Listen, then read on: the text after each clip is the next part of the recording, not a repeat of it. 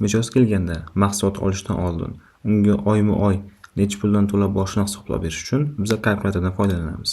Uning uchun biz yaratib qo'yganmiz bu yoqqa ikkita tarif yaratganmiz. Birinchisi 3 oylik 30% va 6 oylik 45%. Shulardan foydalanib kalkulyatorni ishlatib ko'ramiz. Kalkulyator qismiga o'tamiz. Birinchi navbatda tarif tanlaymiz. 3 oylik tarif.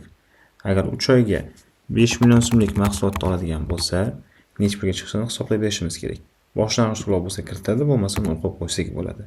Va davrini kiritishimiz mumkin 3 oyga. Hisoblashni bosadigan bo'lsak, bizga oyiga 2,166 ming so'mdan tushyapti. Va 5 million so'mlik mahsulotlik tovar 3 oyga 30% dan 6,500 ming so'mga aylanyapti. Keyingisi tekshirib ko'rishimiz mumkin biza 6 oylik tarif bilan. Agar shuni 6 oyda olganda necha puldan tushardi oyiga.